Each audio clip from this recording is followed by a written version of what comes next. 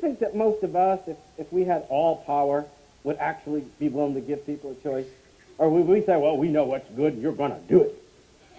Okay, and then we start moving them around like puppets if we had that power. And they do exactly what they were told. And then human beings would be no different than bees or insects, right? Why did he make us different?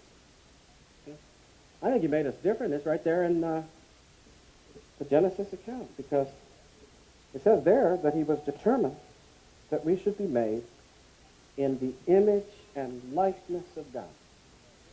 Now, last time I looked, one of the necessary attributes of God was that nobody controls God's behavior. God does as he pleases.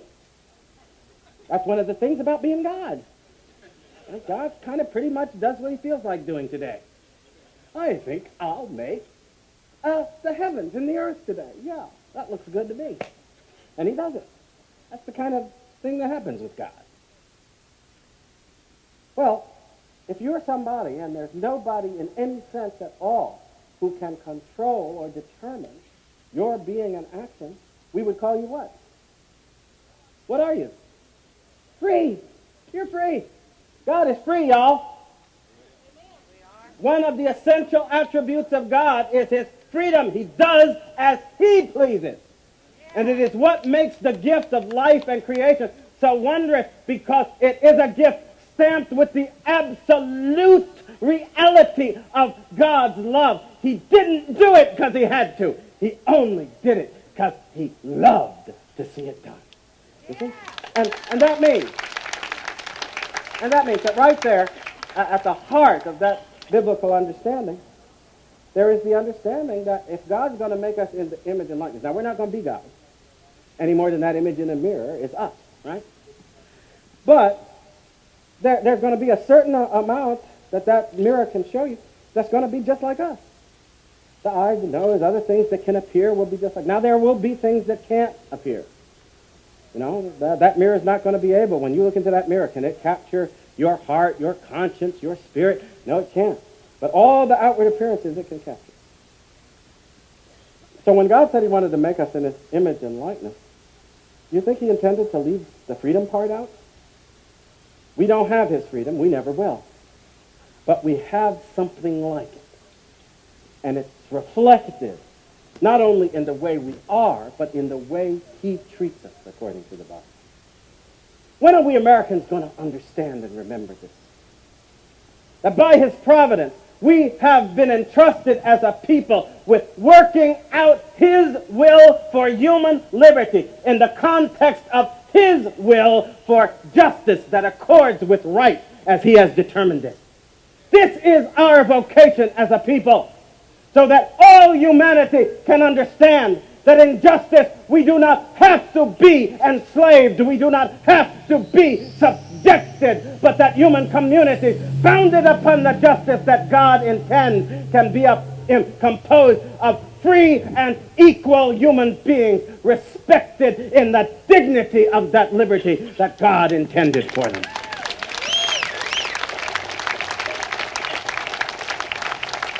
And I hope that all around this country, as people are gathering today at these Tea Party events, they will remember that this was, in the minds of our founders, their vision of our vocation. There are folks now who pretend to have all kinds of wondrous words of compassion and openness to humanity on their lips. But I see in them nothing as open to the true concept of our common humanity, as the mind and heart of those founders was open to it when they saw this nation as a project intended by God's providence in order to show that human beings need not always be ruled by force and violence and conquest and mayhem, but that we can come together and by deliberation and by our conscientious and responsible choices before God, make for ourselves a community that, while it will not be the paradise he intended, will be a foreshadowing of its spirit that will instill in us a hunger for our God and for his truth. I think that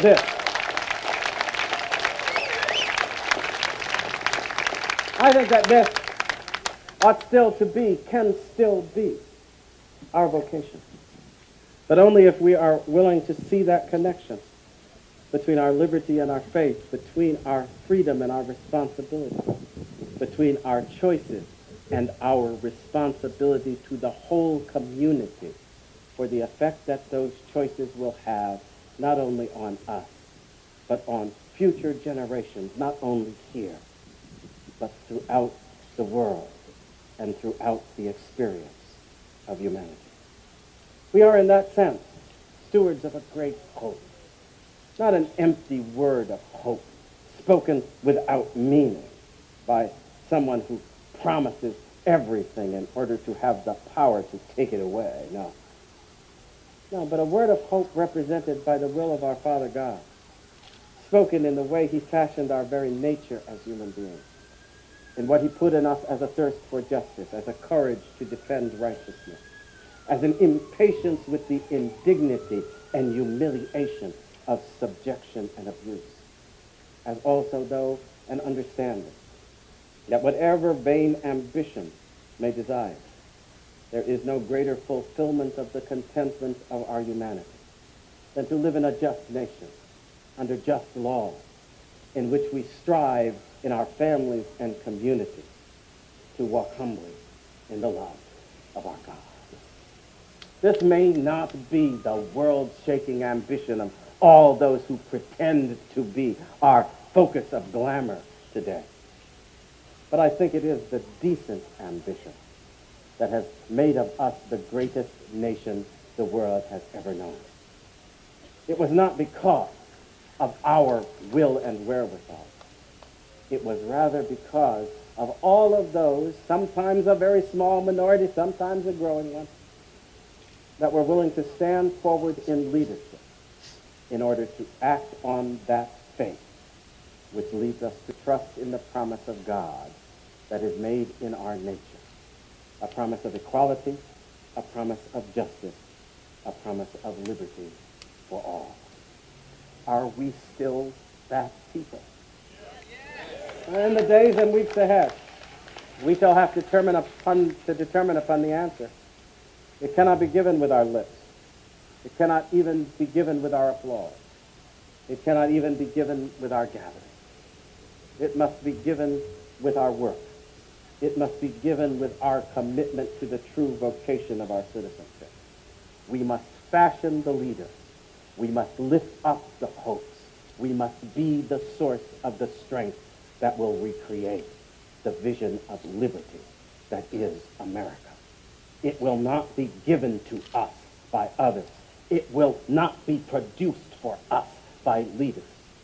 For if this is truly to be a society in which that liberty flourishes, then the liberty and the law and the justice and the decency and the goodness and the promise and the hope must all come from the heart and the action and the strength of people like you and me.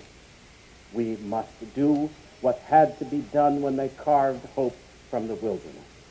We must build our cabins and our houses and till our fields and raise up our hopes for ourselves. By doing so, we may or may not continue to be the envy of the world. But whether we are or not, we shall deserve not the envy, but the approval of our God.